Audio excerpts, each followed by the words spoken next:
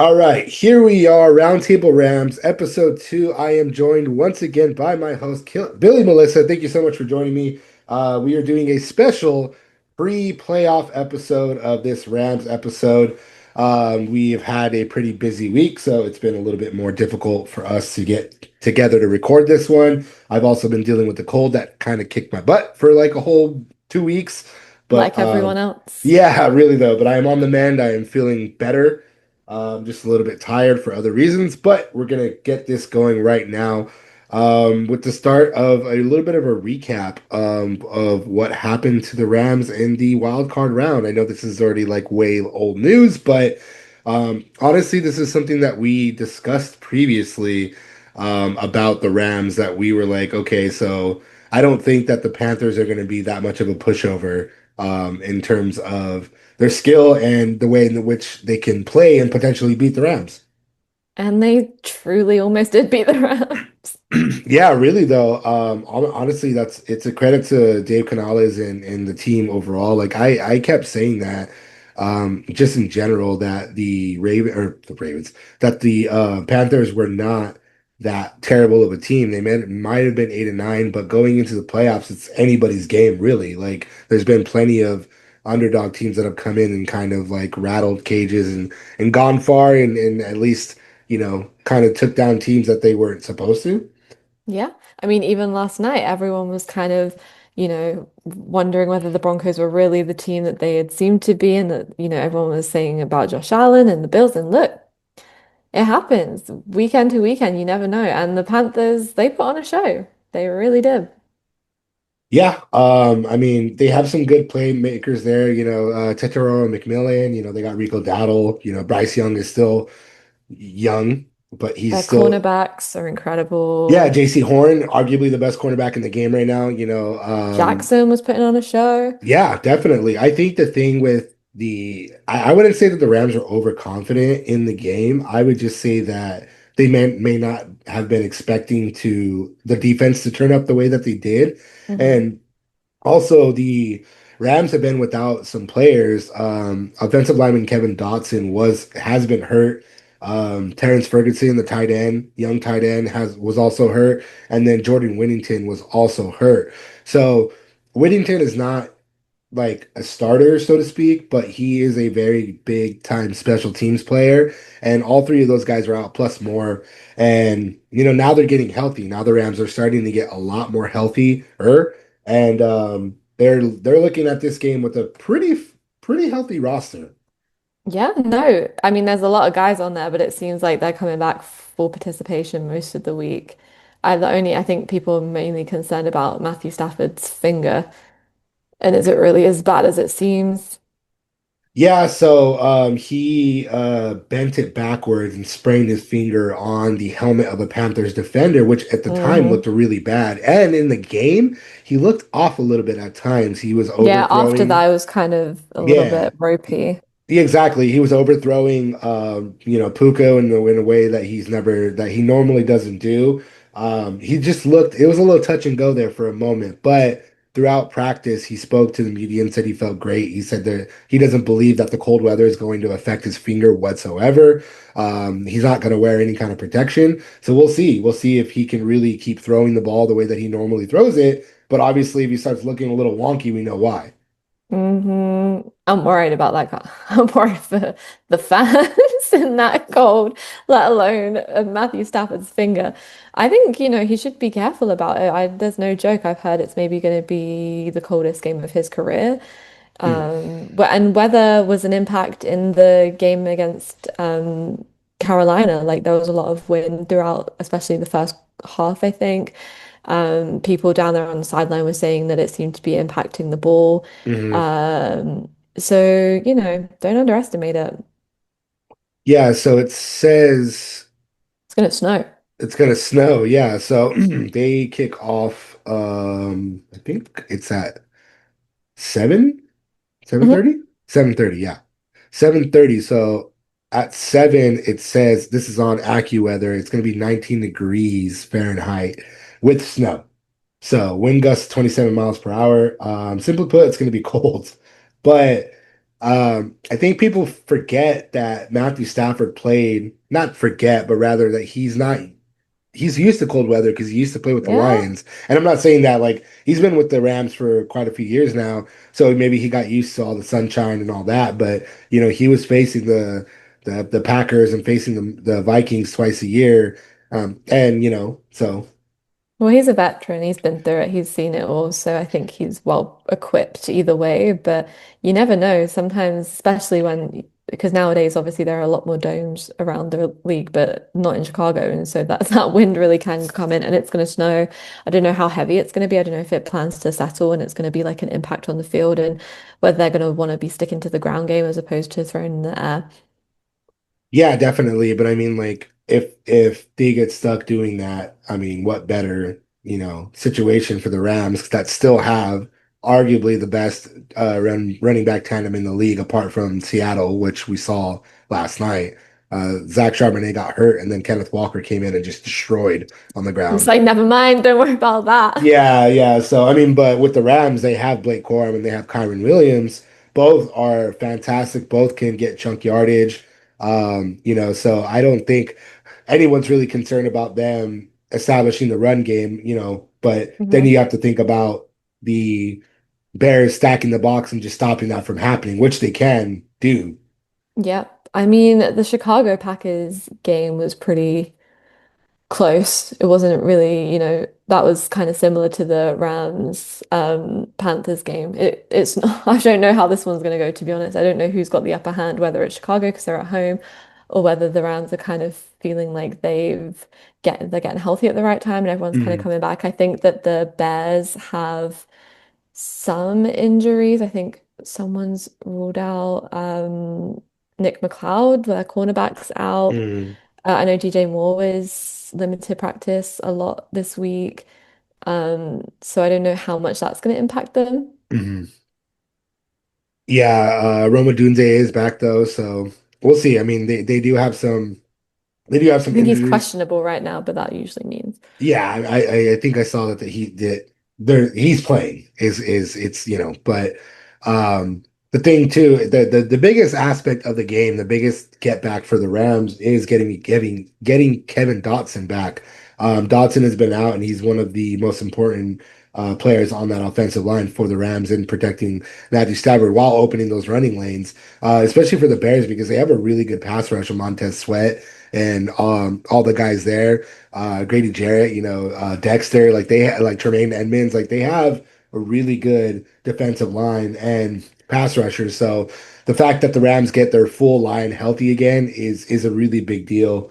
Um, and you're right, the Bears Packers game was very eerily similar to the Rams Hmm. Panthers game in the sense that like Wildcard weekend was just that on top of yeah, that over and over yeah, again. It yeah. was like back and forth. Yeah, I think I've written about this whole past week about the fact that the Rams they started off really fast against the Panthers and then they just Yeah. tapered off, whereas opposed to like previous weeks before that, they didn't start fast at all, but then they got hot in the third and fourth quarters, mainly the fourth quarter. But the Chicago Bears is not a team you can do that against because they can do the same exact thing. And that's the worry that I have for the Rams right now is are they going to be able to potentially keep pace with the potentially in the fourth quarter against a team that can do the same thing? Hmm. And especially with the snow on the ground. Yeah, really though, and but at the same time, Caleb Williams he's been playing great. He's had a good year, but I Did throw think two interceptions last game though, so yeah, yeah, Rams D can be definitely sneaking out. I think that the defense is going to have to capitalize massively, yeah, and kind of do a little bit what was going on last night with rattling Josh Allen. Can they do that for Matthew Stafford and kind of get him making some silly mistakes early? Because there was a lot of mistakes throughout this Panthers Rams game that I think mhm, they could have avoided. There were a couple almost interceptions. Like I think Puka Nacua saved one, yeah, knocking it out. He switched to playing defender real quick and was like, "Nope, you're not having that ball." yeah. So it's especially with that finger injury. Yeah, and there was some big time drops too from Nakua and Devontae Adams, which is very uncharacteristic for both of them Yeah. because they usually you throw the ball to them, they're catching it no matter what. Um, Yeah. so I mean that's something that they can obviously correct, and that's an outlier type situation as we've seen. You know, Puka catches everything. You know, all those contested balls, and Devontae Adams same thing. But yeah, rattling Matthew Stafford's cage is what the Bears are going to be aiming to do, so that way he does make those silly mistakes. But the same thing for Caleb Williams as well for the Rams. For the Rams defense is Caleb Williams tries to extend plays a little too much. That's always been his like kind of Achilles heel, and they need to control him from getting outside of the pocket and then doing those magic throws where he's on his back foot, but it's 50 yards down the field. So, they need to make sure that they're staying on top of that. There's a little bit more concern too with the secondary. They did lose Akello Witherspoon for the rest of the playoffs. He re-aggravated his shoulder injury Hmm. that kept him out of the regular season. They do get Josh Wallace back, so that's a huge boost. And they did elevate safety Tanner Ingle, but that's still a big loss for the Rams secondary. So the secondary's always been kind of like, eh, it's been a little Yeah. bit questionable here and there. More oftentimes than not, I think that the Rams secondary does get gashed up a little bit, especially those over the middle throws and those yak yardage. So they really need to stay on top of that because when you have Roma Dunze and DJ Moore, like both of those, especially DJ Moore, those design runs, like he goes off and he's gone, Hmm. So they need to pay attention to those two guys and make sure that those over the middle throws are not happening. Mm. I think it's similar to last week in the sense it's a young quarterback showing up against Matthew Stafford, and so can the Rams' history and their like ability to just establish the game and keep their heads straight throughout it might just give them the upper hand. I will say the like first note I made was like Rams just cannot show up like they did last week against the Bears. It's just not going to work. No. I think the Bears will really exploit that early, and then the Rams will be playing catch up. Despite them having a great duo of running backs, they didn't have that great of a performance last week, and it did show that they struggled. I think it was like 57 yards for Williams, 45 yards for Corum, Mhm. and they were both averaging about 4 yards per carry. So, and that showed how that did impact them. And I think that maybe that's going to be a similar game to what the Bears are maybe going to play, force Matthew Stafford to throw it. But I mean, you've got Puka Nacua downfield and Devontae Adams, so Yeah. I don't know, maybe you kind of want to make them run a little bit more and be focusing on not making mistakes in the secondary. No, definitely. Yeah, they got a total of 116 rushing yards, which isn't terrible, but it's also not the best in terms of what they're able to do. Yeah, it was an Uh, even hand between the two of them, really, wasn't Right. it? And then even Puka got 3 carries for 14 yards and a touchdown. So like I said, those design runs too, the Rams can definitely do the same exact thing with Puka Nacua in this way that DJ Moore is utilized for the Bears offense. But especially too, yeah, they're probably going to stack the box. They're probably going to try to make Matthew Stafford throw the ball. That's not a negative by any means, as you just said. They do got Puka Nacua. They do got um, Devontae Adams. Terrence Ferguson is coming back. Tyler Higbee is back and has been fantastic in the 2 games he's been back, or 1 game. He got 91 yards. I think it was against the Panthers or before that. I can't remember. And they have really good weapons there. So there's a lot of damage that the Rams can do through the air, but it just all really depends on, is this weather really going to affect any of them? Yeah. I think Higby had 45 yards last week, two receptions, 22.5, which is fine for two receptions. Yeah, so then it was week 18 when he came back and he got 91 yards and a touchdown in his first game back. So, but Yeah. he even that 45 yards and like 45 yards on 2 receptions is, pretty Just great. fine. Like I'm having it's a look at the Bears defense, and it seems like I think they only got one sack last week. mhm. So, not great when you need to rattle Matthew Stafford's cage. Yeah, especially like I said, because they got Kevin Dotson back, which is huge. Because if they didn't have Kevin Dotson, like you saw what the Panthers were able to do, Yeah. like they were able to get in Matthew Stafford's face. The sprained finger is a perfect example of them getting in his face. So, but again, the offensive line is back to being what it normally is, and when they're playing well, you can't get to Stafford because either Mm. he's throwing the ball too damn quick, or like he just has all the time in the world because they're just playing very well. Yeah. It's happening a lot more around the league recently that I'm seeing these like bat down passes. Bills are really good at it. I'm seeing it more, and I think that that's kind of what happened with Matthew Stafford last week. Is there's someone just ever so slightly too close to him. And that is like the issue. But like you said, with this offensive line getting healthy, I don't maybe think that that will be an issue tonight. No, definitely not. I mean, the Panthers only had one sack on the Rams, but they also had six quarterback hits. So, again, Yeah. that's a stat that matters a lot more too. Not just the sacks. It's like how often are they getting to the quarterback? And as we saw, Matthew Stafford was playing a little touch and go there. But going back to your point Hmm. about, yeah, they cannot. This has been a growing concern of the Rams. This has been a kind of constant for them is they always start off so slow in that first and second quarter. I They mean, did not last week. yeah, they did the opposite, but Really? then they kind of just tapered off there like in the third quarter and they just couldn't get anything going. Like as you said, you made a perfect point is they have to play that Rams brand of football and they have to keep their head straight and just keep moving the chains and getting points regardless of what it is. And I think they're going to be able to easily outlast the Bears on that front.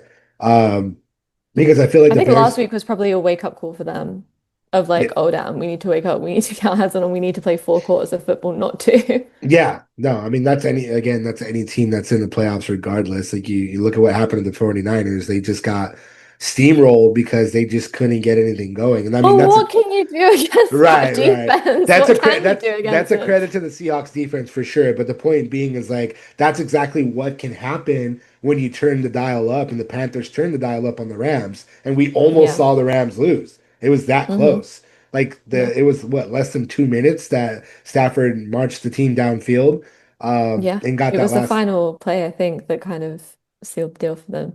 Yeah. They were playing up until the very final seconds, so I don't know, going against Panthers, who are a less strong team than the Bears have been all week, and kind of, having that much of a struggle, I think is, because the Bears and Packers are rivals, so they know what's going on with each other. So it was Mhm. always going to be a close game for those two. But Mhm. I don't know, Rams last week wasn't great. So let's fix up those issues. Let's actually, start fast and then stay strong the whole way through. Yeah, it was a Yeah. 19-yard touchdown pass with 38 seconds left in the fourth quarter. So it literally came down to the wire for them with that Parkinson touchdown, which was fantastic. And Yeah. that's again, like you were talking about with Devontae Adams and with Puka Nacua, you have that incredibly good tight end room with Colby Parkinson, Tyler Higbee, and Terrence Ferguson also coming back. All three of those guys can block, they can catch the ball, and I think that's going to be kind of like the bread and butter is maybe those like dink and dunk over the middle throws where they're going to get those yak yardage, and I think that's what's going to benefit them, especially if the cold is affecting anybody, which I don't think that it will. I mean, you got Devontae Adams who's played in the cold as well, especially Yeah. in the NFC Championship games with the Packers. Like, obviously, there's some players like Lambo Cook. gets freezing of all of all Right. the fields. Yeah, yeah. So I mean, a lot of players, not a lot, but there's a good amount of players on the team that have experienced those cold weather games. Yeah. So I don't particularly think that it's going to be that bad, but it really does depend on his finger. Is his finger going to kind of be anything than what it normally is? And it's on his throwing hand, and it's in his right index finger. So it's like when you're gripping the ball, like it's right there. So yeah. Hmm. I think it's a problem for wide receivers too, though, because I remember I think it was the Ravens game. I can't remember who they were playing against, but they were saying it's like that first quarter when you're kind of just coming into it and you're just getting going and you're not really fully warmed up yet and you've not really got that. Like that's when drops are happening. That's when silly mistakes are happening. So, you kind of just have to come out and be ready to go as opposed to, maybe taking a little while to warm up to get used to it. Because I don't know how long the Rams have been in Chicago, probably had enough time to practice out in the elements and kind of know what's going on. And also I do just think that the Rams just have age, the benefit of age, benefit of experience over a younger Bears team who are, last year were near the playoffs and are now, coming in excited, ready to play. Both of these teams have the benefit of not having that like bye week rust. They've played through, and I think it does show sometimes on it showed on the Broncos a little bit at the beginning yesterday. That they took a little while to warm up. So I don't know. I don't want to discount them. People were discounting the Panthers. So I don't want to discount the Bears against this Rams team, but I don't know. I think it will be another great competitive game. Definitely. And again, this is a credit to Ben Johnson, Caleb Williams, and that entire Bears team. Like they've just showed fight this entire year, no matter what. And they've been a surprise. It was really rough in the beginning. A lot of people were like, this Bears team is not going to be good, and then they just took off.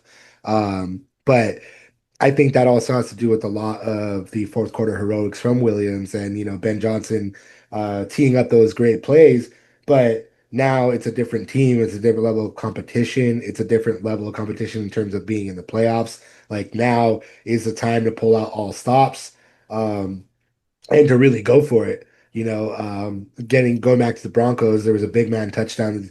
Bo Nix threw a Love touchdown. a big man Gotta love touchdown. a I big love man it. Love a touchdown. surprise play that just ends up being wonderful. Yeah, and that's the kind of stuff that Sean Payton obviously like he's a great playmaker, he's a great play caller, and that's the kind of stuff that Ben Johnson's expected to do, and Sean McVay and everyone is going to be pulling all the stops out to get to that NFC Championship game where the Seahawks will are awaiting. So I was gonna say, look, the Rams and Bears show up like they did last week against Seattle. They are no, no, getting embarrassed the heck out of in Seattle. Let me tell you that because yeah, it is not working. I think both of these teams have a lot of to prove tonight to think that they can go up against yeah. that Seattle defense. So they got to be on it. Seattle's defense last night creating turnovers out of nothing. So I think the real game is next week, to be honest. Yeah, no, I mean, obviously, this is looking a little too far ahead because we don't really know what's going to happen. But I think if the Rams pull off a very dominant performance, like they've been known to do throughout the regular season, again, it was like when they played against the Cardinals. I know it's the Cardinals, but that's the kind of level of football that this team can play. If you show up and you do that to the Bears tonight, especially a more competitive team in the Bears, then you have that kind of confidence, that kind of swagger going in against the Seahawks, who are a Yeah. divisional rival who just beat you in the regular season. um, I want to say, did they split the series? I don't remember if the Rams won initially. They did. They won the first game, 21-19, and then they lost 38-37. So, they less than one score, field goal each time. So I mean, Yeah. like this is the if they win, if they go to the NFC Championship game against the Seattle Seahawks, I don't think it's going to be that. I don't think Seattle's going to, steamroll them in the way that they did the 49ers, so to speak. But you're No. right. If they show up anywhere like that, that's not going to happen. No. So I'm excited to see if tonight they can come kind of learn from the lesson that they got last week, a little bit of a humbling. See if they can show up and correct all the issues that they had. But like you said, with Dotson back and with them just getting healthy at the right time, it might just be this is going to be them now, and they'll be able to set up and really give us a real show next week. Yeah, definitely. I mean, yeah, again, the injuries, the players that they're getting back, is huge for the Rams. Like that was the thing is, the end of the regular season, they were still without Kevin Dotson, they were without Josh Wallace, they were without Devontae Adams. They had a lot of missing pieces. So, you can throw a little bit more credit to the teams that are discredit rather to the Rams roster being not full, but now it's pretty full. The only two players right now that are a concern is Jimmy Garoppolo, who is experiencing back soreness. He's on the injury report. It's questionable, but McVay already said that he believes that he's going to play. And then Deshaun Johnson, the defensive end, is the only other player that was Yeah. questionable heading into today. Obviously, the inactive list is going to come out in Probably a five-ish couple hours hours. Yeah. from now, and we will know who is out, who is in. But I do not expect that any of those players are going to be out. There might be a surprise, but I don't think so.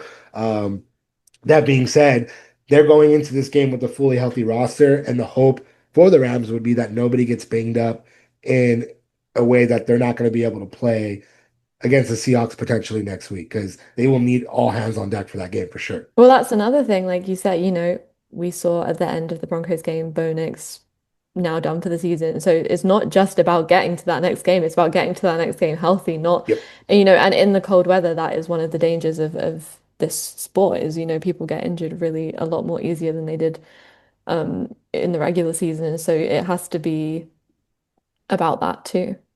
Yeah, definitely. I mean, but and that's the thing too is I mean, apart from the offensive line, like I said with Kevin Dotson, I mean they played decent enough. One sack is not a lot. Six quarterbacks hits is not great for the Panthers to get, but they have depth. You know, tight end depth. They have running back depth. Like if somebody does get hurt, they're going to be okay for the most part. But you're right. If it's somebody like if Matthew Stafford's finger somehow gets more damaged or whatever, you know, Puka Nacua is out, Devontae Adams is out, you're going to see the effects of that for sure. Yeah. So, yeah, being healthy heading into the NFC Championship game is what's most important. First and foremost is winning. You know, that's what they have. Got They to have get to, there first. yeah, they got to get the job done against the Bears. When you know that's the thing is like the Bears are just such an unpredictable team and have been.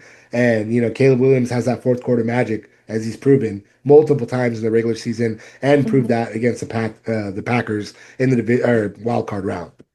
Yep. It's going to be another crazy weekend of two more games to go. See who's going to the NFC Championship, who's going to the AFC Championship as well. Yeah, yeah. I mean, you know, to go a little off subject, yeah. I at this point I don't know. I mean, maybe Jarrett Stidham can kind of come out of nowhere. Hey, look. I don't know, but honestly, everybody's kind of giving the Patriots the full like win already. But I don't know. I think the Texans are again, like I just said with the Bears, they're a little unpredictable, and I think they're really Mm. going to take the fight to the Patriots. So we'll see. We'll see what It's a happens. nice to see an open game this year, in the playoffs. Usually you kind of can see who's going all the way through, but I think, other than the Rams, and I know the Seahawks were absent last year, but Rams have a good track. I feel like they're the last like veterans left in the playoffs on the NFC side anyway. So Yeah. they've got a reputation to live up to as well. Like they've been solid for years now, and so they're going to want to prove that they're still those guys, and they're not going to lay down and let Seattle or Chicago take over. Yeah, yeah, definitely. They have the playmakers to get it done. Again, you know, we've seen this throughout the entire season. They had some miscues here and there. They had some rough games. They've had some injuries, but they're again for the 100th time already in this pod. They're healthy. You know, they have everything they need for the most part. Just really comes down to not making those silly mistakes. You can't have Matthew Stafford throwing interceptions. Nobody can be fumbling the ball. You just got to protect Stafford. You got to let Blake Corum. You got to really. I think that in the fourth quarter too, they didn't really rely on the run game as much, and I think that's something that No. needs to happen for the Rams is being able to get Blake Corum and get Kyron Williams involved as well, because you can't just rely simply on Matthew Stafford, especially like if the wild card round is any indication of like he did have some crazy overthrows and you're like what's going on, you know? So whatever the case may be, whether it was his finger, his arm got a little tired, what have you, it doesn't matter. It cannot be the Matthew Stafford show. Not saying that they don't have the playmakers to make that happen, but as we've seen, if it's just Matthew Stafford and the receivers, things can get a little dicey. I will say there was one great play that I've got noted down from last week. Is Stafford did this great misdirect in the red zone where he was looking one way, and then I think that it shifted the Panthers defense to go. So if he could do more of that, more of like, the veteran style stuff that, might misdirect a younger Bears team, he could show off. Definitely get some flea flickers in there, you know, get some again those design runs. I don't know if Puka can throw it, but like if he's doing like a sweep behind and you throw him the ball and then Matthew Why Stafford, not? Why I that's what I'm not? saying. Got Like to it's get a bit weird in the playoffs sometimes. right, and that's what I'm saying. Like especially now, like with the dangerous Bears team and the fact that the NFC Championship is on the line, you have to get a little crazy. And I Get a think little bit weird. Go on. Why not? It's the playoffs. Ben Johnson's going to be Try. weird. We know this. So, you know, Sean McVay and Mike LaFleur have to get a little wonky.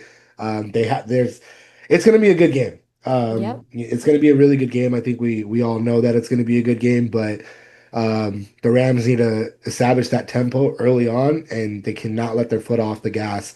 They got to keep consistent. If it comes down to a fourth quarter catch up or a fourth quarter like they're both the Bears and the Rams are going against one another, that's where it's going to get dangerous because the Bears can do the same exact thing that the Rams can do. Yep. An emotion takes over. Yeah, and if things are already not going the Rams' way, or whatever. I mean, the same thing for the Bears. Any Yeah, team, you have those absolutely. like momentum changing plays. You have an interception, you have a fumble, whatever the case is, a turnover of some sort. It can completely change the momentum and the trajectory of the game. So, again, this is going to be a really good game. We'll know for sure more about the inactives when it comes out in a few hours, but the Rams are healthy. The momentum is there for them. Same thing with the Bears. They just got to outplay the Bears. Go get it done. Okie dokie. This has been Roundtable Rams episode 2. We will be back early next week, possibly to discuss the results and if we're going to see a Rams Seahawks divisional NFC Championship game, which I think would be really exciting. Hmm. And yeah, It's always fun it's when there's divisional rivals. definitely. I mean, and again, the scores and the results of the Seahawks Rams games thus far, it's 1-1. It was decided by a field goal or less both times. So there's hopefully going to be a Rams Seahawks NFC Championship game, and that'll come down to the wire too. We'll see. Again, it all starts with a win against the Bears. Thank you guys so much for listening. Thank you, Billy, for joining me again. We will be back next week and talk all about the Rams either winning or losing.